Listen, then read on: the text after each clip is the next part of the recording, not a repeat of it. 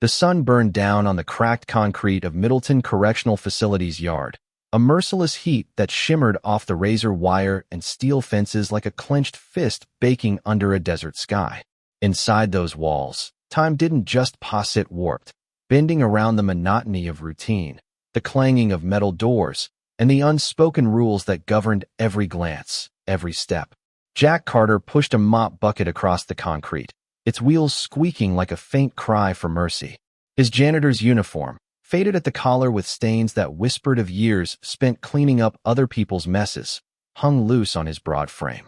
He moved with a quiet deliberateness, shoulders relaxed but ready, eyes low but sharp, hands steady as stone. To the inmates, he was nobody, just the guy who scrubbed the floors, ate alone, spoke only when spoken to. They didn't see the tattoo beneath his shirt, high on his left chest, a winged dagger piercing a globe, faded but unmistakable to those who knew. Delta Force, a life he'd buried, or so he thought. Jack wasn't invisible to everyone. In the yard, near the rusted weight racks where men carved out power with iron and sweat, a shadow fell over his bucket. "You missed a spot, old man." A voice sneered, thick with menace. Jack didn't look up right away. He didn't need to. The air had shifted, the way it does before a storm breaks. Slowly, his gray eyes that had seen deserts bleed and shadows turn lethal, lifted to meet Blaze, the Iron Fang's ringleader. Blaze's shaved head gleamed under the sun, a snake skull tattoo pulsing on his throat with every breath. Two of his crew flanked him, their necks crawling with ink, their smirks daring Jack to flinch. "What's your name again, Janitor?" Blaze leaned in, voice sharp. Jack stayed silent, one hand resting lightly on the mop handle. "I asked you something." Blaze pressed, louder now, drawing eyes from across the yard. Guards watched from their towers, mirrored sunglasses hiding their amusement. They called this entertainment. "You're in our spot," Blaze added, stepping closer, his boots scuffing the concrete. "This is Iron Fang turf. No janitors allowed." Jack's gaze locked with Blaze's, calm as a still lake, but beneath it, something stirred, something that had walked through fire and come out whole. "You don't want to," Jack said, his voice low, cutting through the tension like a blade.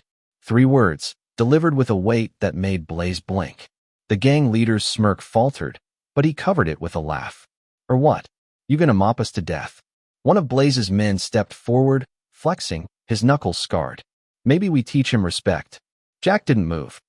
His hand stayed loose, not clenched, not raised, just waiting. From the edge of the yard, a voice barked, "That's enough." Officer Green strode forward, her boots crisp against the concrete.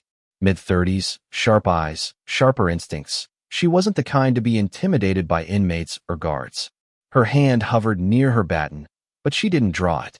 "Back to your workout, Blaze," she ordered. "This area's neutral ground." Blaze snarled, spat near Jack's feet, and muttered, "This ain't over, Janitor." Jack watched them walk away, never turning his back. Only when they were gone did he dip the mop back into the bucket, resuming his work as if nothing had happened. Green lingered, studying him. "You're not like the others," she said quietly. Jack didn't answer, just mopped. "You've seen real trouble. I can tell." Still, he said nothing. She walked off, her boots echoing, leaving Jack alone with the squeak of his bucket and the weight of eyes still watching from the yard. That evening, in the janitor's storage room, a cramped space thick with the smell of bleach and the hum of flickering fluorescent lights, Jack sat on a wooden crate. He reached into a hidden compartment beneath a bench and pulled out a small, frayed photo. A girl, maybe 7, with strawberry blonde curls and a toothy grin. Lily. His thumb traced her cheek, a ritual that grounded him, kept him breathing. She was the reason he hadn't drowned in a bottle like so many others after the war. On her deathbed, his wife, Maggie, had made him promise to protect their daughter, to build a life of peace, not violence. But peace was a fragile thing in a place like this, where the air carried the scent of sweat, mildew, and something heavier, the silence before a blade drops. Jack could feel the current shifting. Blaze wasn't done. Predators never were. Jack had hunted them once, trained to become one when the mission demanded it. He didn't want violence, but if it came, he was ready. He slid the photo back into its hiding place, locked the compartment, and leaned against the cold wall. Outside, a siren wailed. Inside, Shadows stretched long under the buzzing lights. The next day, Jack moved through the lower block, pushing his cart of cleaning supplies down a corridor that smelled of rust and regret. He paused outside a cell where an inmate with broken glasses and a journal full of poetry gave him a respectful nod. Jack returned it, slight but deliberate, then moved on. Words weren't his currency, silence was. But that silence was starting to crack. That night, as the prison hummed with the low growl of generators, Jack lay on his narrow cot in the janitor's quarters, staring at the flickering ceiling light. Sleep didn't come easy anymore. When it did, it brought ghosts. The desert rose in his mind. Target is mobile, for clicks northeast, black SUV. A voice crackled through his earpiece. Jack, leaner than, hair cropped tight, crouched behind a crumbling stone wall, sand grinding against his skin. His team four shadows with pulse rifles nodded at his command. They were ghosts in the night, sent to erase a warlord trafficking in chaos. The mission was clean, no bodies for the news. Jack's boots barely touched the sand as he flanked the convoy, eyes scanning for snipers. Then the world split. An explosion tore through the valley, screams, dust, fire. Jack was thrown back, ears ringing. When he steadied, he saw Sergeant Callahan pinned under a collapsed vehicle, bleeding. Ignoring orders to fall back, Jack sprinted into the flames, pulling Callahan free. "You're out of your damn mind." Callahan groaned as Jack carried him to the evac chopper, rotor blades drowning out the chaos. Jack never forgot that sound. He woke with a jolt, sweat clinging to his neck.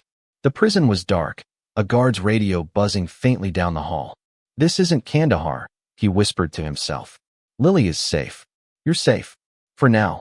He rubbed his temples, shoving the memory back into its box. But something lingered. He reached under his cot to a metal footlocker and pulled out a sealed envelope, its edges soft from years of handling. Blue ink read, "To my Jack, if anything happens."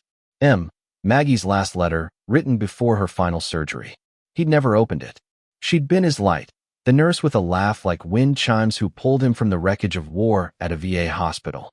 When Lily was born, he vowed to leave the shadows behind. But the world wasn't done with him. The next morning, Jack scrubbed a bloodstain near the infirmary, the result of another senseless fight.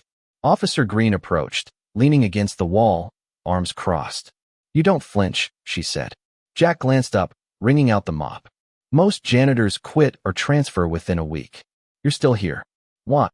His voice was low. "Quitting's a luxury." She studied him. "You ever serve?" Jack's eyes flickered briefly. "Army." She exhaled, her tone softening. "You're not like them. Blaze smells weakness, and he's circling you." Jack met her gaze. "Let him circle." She tilted her head. "And if he bites?" Jack's expression didn't change. "He'll regret it." There was no arrogance, just fact. Green nodded. "There's a guard, Jones. Says he owes his life to someone named Carter. You know him?" Jack didn't blink. "Maybe." She leaned closer. "He asked me to keep an eye on you." Jack returned to his cleaning. "I didn't ask him to." Green walked away, her boots echoing. During his break, Jack sat under a dying oak in the courtyard, sketching in a weathered journal. Pages filled with Lily, her ballet shoes, her missing teeth, her hugging their old retriever. He turned to a blank page and drew a cabin in the woods, smoke curling from the chimney, a small girl playing in a sunlit field. A dream he hadn't dared revisit until now, with the darkness closing in. Luncheon block C was chaos. Trays clattered, voices roared, tension crackling like static. Jack moved through it like a ghost, mop over his shoulder like a rifle, eyes down. But Blaze's table, the iron fangs, watched him.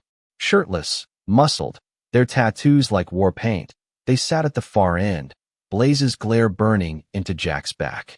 Jack ignored it, cleaning under a table where a sandwich and orange juice had spilled. Small things mattered. He'd learned how you handle them shows how you'll face the big ones. A chair scraped. "Oops," someone muttered. A milk carton exploded across Jack's back. Laughter erupted, hyena-like. Jack stayed still, milk dripping down his sleeve. Blaze sauntered over, reeking of tuna and cheap soap. "You deaf, janitor?" Jack stood slowly, turning to face him. The mess hall hushed, sensing a spark about to ignite. "I said," Blaze growled, chest to chest with Jack, "you deaf?" Jack's voice was calm, like teaching a child to tie shoes. "No, I just don't answer fools." Blaze's grin widened, eyes darkening. You talk big for a man with a mop. Jack nodded at the handle over his shoulder. You'd be surprised how useful a mop can be. A few inmates laughed nervously. Green, watching from the wall, observed like a chess master. Blaze's smile faltered, but he recovered. Keep talking, Carter. One day you'll mop up your own blood. Jack leaned in, voice low. I've mopped worse than blood. Then he walked away. That afternoon, Green cornered him in the supply closet. What was that in the cafeteria? Jack restocked disinfectant. A warning shot. His, not mine. She crossed her arms. He's testing you. He wants to break you. Jack capped a bottle. He'll have to try harder. Green's eyes narrowed. You keep walking that edge, you'll either draw a blade or end up in the infirmary. Guys like Blaze don't let things slide. Jack turned to her. And you? What's your angle? She didn't blink. I've worked 5 prisons, seen every kind of man violent, broken, cunning. You don't fit. You're trained to kill, but trying not to. Jack said nothing. She leaned closer. You think silence keeps the wolves away, but they only respect power or fear. Jack studied her. What do you want from me, Officer Green? Her voice was steady. I want to know if I need to step in when this boils over, or if you're the one they should fear. Jack's answer was quiet. They should fear what I'm trying not to become. That night, in the staff laundry room, Jack patched his stained uniform, the hum of dryers like a mechanical lullaby. He thought of Lily's letter, folded in his pocket, written in glitter gel pen. Daddy, I planted those sunflowers like you said. They're growing fast. I think they miss you too. I love you times a million. She'd drawn a cabin with hearts rising from the chimney. The door creaked. Jack turned, shoulders squared, breath slow. A skinny inmate, twitchy hands, stood there. I heard what you said to Blaze, he whispered. Nobody talks to him like that. Jack raised an eyebrow. You here to warn me? The kid shook his head. I'm Eli. I want you to teach me how to fight. Not to hurt people, just not to get hurt. Jack set his needle aside. Come back tomorrow night. Same time. Eli blinked. You mean it? Jack nodded. But you learn everything how to think, breathe, walk away. Eli smiled, shy, like hope warming cold bones. After lights out, the prison turned still, the concrete holding its breath. Tension lived in the shadows, in the scuff of sneakers, in glances sharper than steel. Jack stood alone in a restroom behind the kitchen, the air thick with bleach and rust. One flickering light cast a pale glow over cracked tiles. He wasn't here to clean. He was here because it was the perfect place for an ambush, and he knew it was coming. He'd heard whispers in the yard, seen a shiv tucked into a waistband, noticed Blaze's absence during rec hour. Violence didn't announce itself. It waited, patient and sharp. Jack washed his hands at the sink. Cold water, no soap, just movement. A creak echoed. In the mirror, 3 shadows entered. No words, just the slow spread of danger. Jack turned. The first came fast, expecting hesitation. Jack sidestepped, caught the wrist mid-swing, twisted. The shiv clattered, a grunt of pain. He used the man's momentum, sending him crashing into the sinks. The second lunged. Jack ducked, swept the legs, struck the gut. The man folded. The third, larger, hesitated. Jack stepped forward, palm to the throat, not to crush, to stun. A foot behind the knee brought him down. All 3 were on the floor, moaning, alive. Jack's chest rose and fell, not from exertion, but restraint. Every nerve screamed to end it. But Lily deserved a father who chose mercy. Footsteps thundered. Guards burst in, batons raised. Green appeared, out of breath, scanning the scene. 3 inmates down, Jack standing alone. What happened? A guard barked. They slipped, Jack said calmly. Green looked at him, then ordered, escort them to medical. Lock down C block. Once alone, she closed the door. You could have hurt them. Jack replied, I didn't. She stepped closer. That wasn't just self-defense. That was training. Jack didn't answer. Who are you, Carter? He met her gaze. Someone trying to forget who he was. She pulled out a folded paper. I looked you up. Jones ran a backdoor search through Fort Bragg. Operation Mongoose. Kandahar hostage extraction. You vanished after 2015. Jack's eyes narrowed. You shouldn't have done that. She pressed on. You saved 6 soldiers and disappeared. Why here? Jack's voice was flat. Ghosts need to eat. This place doesn't ask questions. She sighed. It will now. That night, Jack sketched the restroom in his notebook angles, traps, escapes. At the top, he wrote Blaze, and beneath it, soon. A gentle rain fell over the razor wire the next morning, but inside, the storm was brewing. Jack walked the west corridor, his mop bucket trailing like a shadow. To most, he was still the janitor, invisible, but not to Sergeant Marcus Jones. Jones had been watching since the restroom incident. His eyes, once bored behind dark-rimmed glasses, now burned with recognition. He'd met Jack before, in 2012, in a Kandahar dust storm. Jones, then a Green Air Force technician, had taken shrapnel to the thigh during a botched Black Ops mission. Jack carried him 2 clicks through enemy territory, disappearing before Jones could thank him. Now, a decade later, those same eyes were mopping floors. Jones approached during break hour, in the visitation booths where paint peeled and chairs creaked. "Thought it was you," he said. Jack stayed silent, wiping a booth. "The beard, the hair, the mop, but your eyes gave you away." Jack didn't move. "You saved my life in Kandahar. I never thanked you." Jack finally spoke. "You were just a kid." Jones nodded. "Not anymore." A beat passed, 2 soldiers who'd buried too many names. "You're not supposed to be here," Jones said softly. "I'm exactly where I need to be." Jones countered. "You're hiding." Jack met his gaze. "Some debts can't be paid. Some scars can't be scrubbed clean." Jones exhaled. "Blaze has eyes everywhere. He'll come again, and it won't be 3 guys with dull shivs." Jack's jaw clenched. "I'm prepared." Jones stepped closer. "You're alone. That's not the same thing. You saved me once. Let me return the favor." That night, a note slid under Jack's door. C Block detainee transfer. Blaze petitioning for laundry detail. Approved.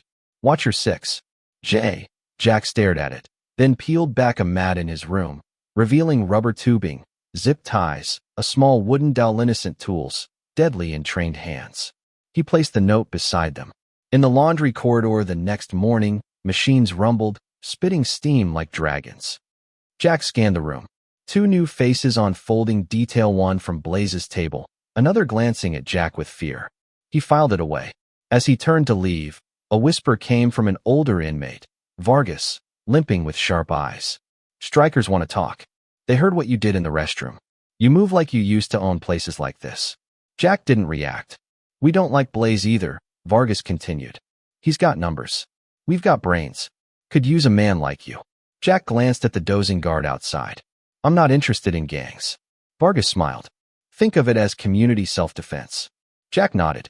"Tell your community, I'll listen."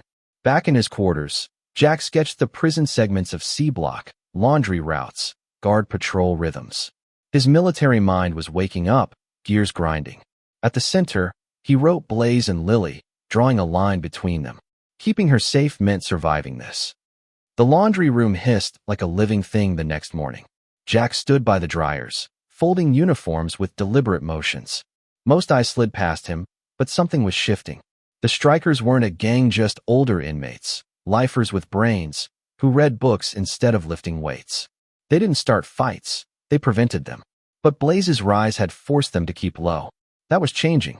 In a supply closet behind the boiler room, Jack met 3 strikers: Vargas, Milton, a grizzled ex-math teacher, and Darnell, a former engineer. Vargas spoke plainly. "We want to help you, Carter, but not for revenge.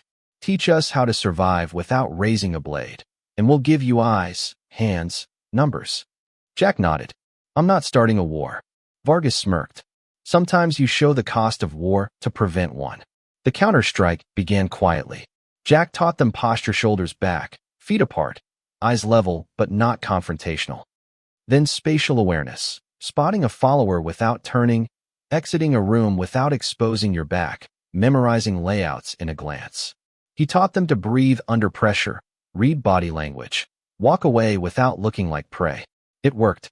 Blaze noticed. In the yard, Blaze muttered to a lackey, "You see them? They're hiding behind the janitor."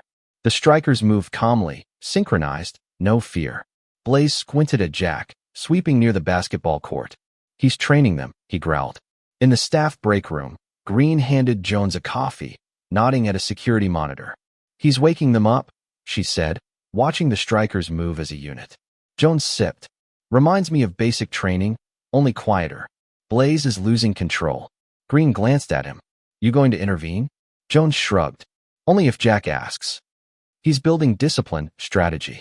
That night, Jack ran a covert training session in an abandoned hallway. Its wiring faulty, guards absent. Milton, show me how you'd escape a chokehold, Jack said. He guided Milton's arm, explaining leverage, hip position. Don't fight the choke. Break the base. Darnell practiced disarming with a rolled-up towel. Jack corrected his stance. Disrupt the threat. Make them hesitate.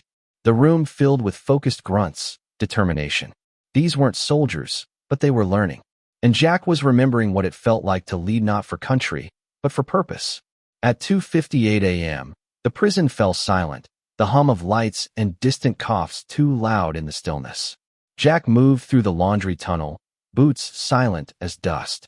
The note from Green, passed via Jones, warned of Blaze's 3 a.m. plan. Jack paused at a junction, steam hissing above, the air thick with rust and detergent. Voices came, muffled. Make it look like a riot, Blaze said. Janitor gets jumped. Strikers get blamed. By sunrise, they're locked down. Another voice. What if the janitor fights back? Blaze scoffed. We cut him fast. Leave the mop in his hand like a trophy. Then a softer voice, nervous. You said no one would get hurt. Jack froze.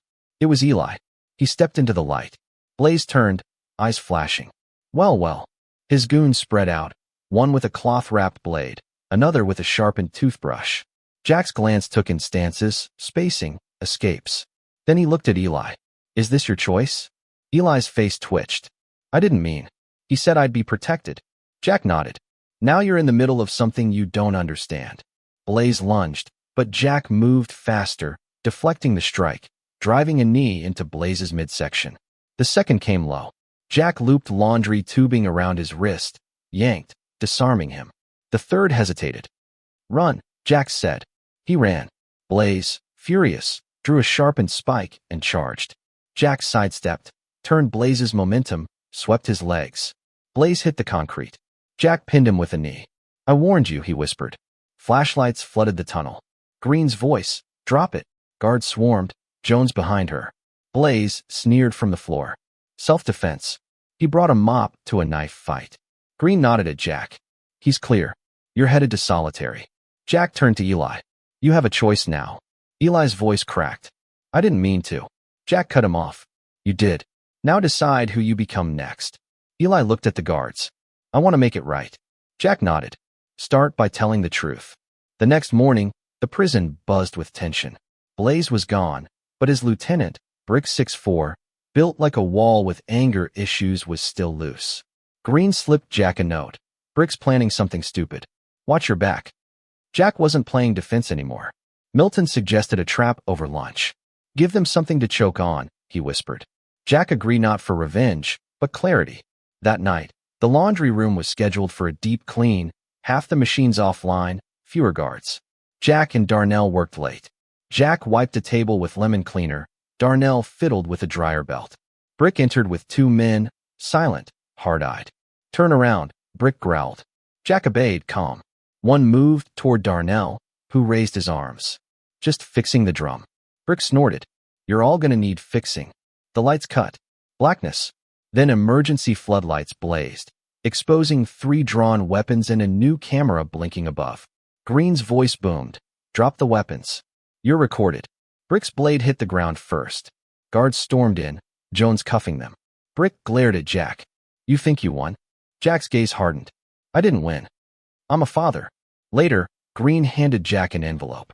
Warden approved early release review. Not a guarantee, but progress. Jack stared at it. You've stabilized this prison, she said. Jones told the board. So did I. Jack looked up. I didn't do it for them. She smiled faintly. I know. You did it for the girl who sends crayon drawings. 2 days later, Vargas passed Jack a note in a roll of paper towels. Warden requested Blaze's transfer. Not protocol. Something's off. Jack burned it in a mop bucket. A name echoed, Elliot Foster. 10 years ago, Foster, a slick defense contractor, cost Jack 2 teammates in a botched extraction tied to illegal arms deals. Jack had walked away from the military, not just for Maggie's death, but because enemies in suits were harder to fight. Now Foster was here, pulling strings to silence him. Jack found Green outside the infirmary. Blaze didn't act alone. Someone outside wants me gone. Elliot Foster. Green blinked. Defense industry. Shady contracts. Jack nodded. He buries secrets. Uses prison politics to make it look like inmate violence. Green pulled out her phone. I'll call Jones. That night, Jack couldn't sleep. Foster's reach extended to Lily. The stakes weren't just survival, they were exposure. Jones met Jack by the boiler room. Nothing in the prison database, but a friend in procurement found this. He handed over a folder, a redacted sponsor account for Blaze's placement, tied to EF Holdings, Foster's shell company. Jack stared. This is proof. Jones nodded. Be careful. This doesn't stay quiet long. Jack used the library computer to open the Falesa paper trail of false names, encrypted payments, a memo confirming Blaze's transfer to Middleton. He needed a voice. Jessica Holloway, Maggie's best friend and Lily's guardian, was a civil attorney with a knack for uncovering secrets. On a monitored call, Jack explained everything. Send the drive, Jessica said, razor sharp. Too many eyes, Jack replied. Smuggle it. At dawn, he handed the drive, hidden in a hollowed-out brush, to Darnell, who passed it to Green. She confirmed it was mailed to Jessica, off record. 2 days passed. No call. Jack paced his cell, counting stars through bars. On the third night, Green whispered, Jessica accessed a federal leak portal. Smart, but dangerous. Jack's jaw clenched. Jessica was painting a target on herself. In D.C., Jessica sat in her townhouse, blinds drawn, phone off. The documents exposed Foster's prison plants, offshore arms sales, and contractor-linked civilian casualties. Jack had handed her a landmine. Back in Middleton, Jones approached Jack in the yard. Foster's trying to transfer you to a federal facility. Security conflict grounds. Jack didn't blink. Accidents are easier there. That night, Green intercepted Jessica's coded message. They're watching me. Habeas motion pending. Jessica was buying time. At 2:44 a.m., Jack's door opened. 2 unfamiliar guards stood there. Early transfer. Orders from D.C. No badges, no paperwork. Jack's instincts flared. At the exit corridor, Green appeared, badge in hand. Where's your paperwork? The taller guard tensed. Digital clearance. Green's eyes narrowed. Not how it works. She flashed a secondary ID. Internal affairs. Step back. The men ran. Jones tackled one. The other was caught on camera. The prison locked down. In a private office, Green dropped her guard. I was embedded, watching for contractor involvement. You weren't on the radar until Foster. Jack leaned forward. Jessica's in danger. Green nodded. We'll protect her. She has everything she needs. By sunset, Jessica's habeas motion blocked Jack's transfer. Federal agents raided Foster's properties. A crack had formed. In the chapel that night, Jack sat alone, listening to the silence. Jessica's message arrived, accounts frozen. More to come. Be careful. Foster knew.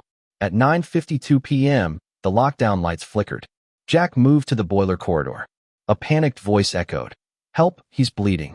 A setup, but Jack ran. In the utility room, under the red exit sign, a figure hunched over a body. Another lunged. Jack slammed him into a shelving unit. A third swung a knife.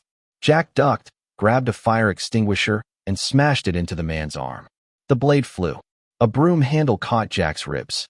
He staggered, absorbed the pain, and struck back knee out, shoulder to gut. The third reached for the knife. Don't, Jack commanded. The man froze. Guards stormed in, Green's voice cutting through.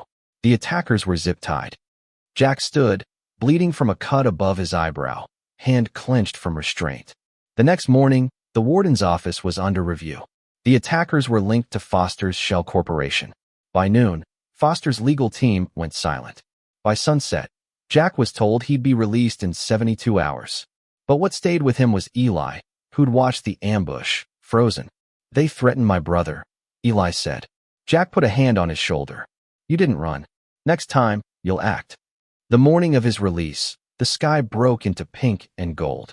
Jack stood in the Sally Port, a duffel bag over his shoulder, holding his sketchbook, Lily's photo, and Maggie's unopened letter. Green handed him an envelope. Charges dismissed. Record sealed. You're a catalyst for reform. Jack smiled faintly. I was just surviving. At the gate, a rusted pickup idled. My ride's here, he told Green. They shook hands. You were never just a uniform, she said. The gate buzzed. Lily ran to him, taller now, her arms around his neck. "I missed you, Daddy," she whispered. "I missed you more than there are stars," he replied. Jessica stood nearby, tears in her eyes. "The cabin's ready," she said. "The roof doesn't leak." Jack laughed, his first real laugh in years. The cabin sat on a hill by a fishing pond, sunflowers blooming along the fence. Inside, it smelled of cedar. Jack and Lily rebuilt it, fixing the fence, cleaning dust, swinging on the porch. He showed her his sketchbook, pages of her, the cabin, the laundry room turned arena. She trembled at the last drawing. A father and daughter fishing, no fences, just freedom. "Can we do that?" she asked. "Every day," Jack said. That night, they built a fire, Lily learning to lay kindling, listening for the crackle. Under a blanket, she whispered, "Are we safe now?" Jack didn't lie. "Safer than we were." "And we're not alone." She asked, "Are you going back to who you were?" He took a breath. "I'll always be him, but I don't have to live like him." Later, alone by the fire, Jack opened Maggie's letter. "If you're reading this, you kept your promise. I knew you'd fight for her. Now live for her. Be gentle. Be kind." He stepped outside, breathing the cool air, believing the fight was now to build. A week later, rain fell gently. Jack stood barefoot on the porch, Lily's laughter echoing as she made French toast. They drove to town, meeting Jessica at the library. She handed him court documents. Foster indicted, his empire crumbling. "He won't walk away," she said. Jack nodded. "Truth clears the path." They walked the farmer's market, buying apples, honey, a sunflower. Veterans under an awning invited Jack to their group. He promised to return. That night, Jack wrote his story, not a report, but a truth about walls of steel and guilt, about Blaze, Eli, and Lily's sunflowers. It spread on a veteran's blog, then further, touching those who felt seen. A senator's office reached out, then a nonprofit. Jack responded, "If this helps one man stand tall, I've done enough." Months later, the cabin was home meals shared, walls painted, Lily's watercolor of their porch framed. On Maggie's anniversary, they released lanterns over the pond, one carrying a note, "We're okay. Thank you." A VA letter arrived, a medal for bravery Jack never expected. He placed it with Maggie's letter, writing, "For Lily, for tomorrow, for peace." At the pond's edge, Lily asked, "What would Mom say?" Jack smiled. She'd say, "I knew you'd find your way back." Fireflies danced. Jack had become his promise. What would you have done in Jack's place? Fought back with fists or held back for mercy? Could you trust a system that buries men like him? Drop a comment with your thoughts. Where are you reading from? If this story hit you, like it, share it, and subscribe for more tales of quiet truths that roar.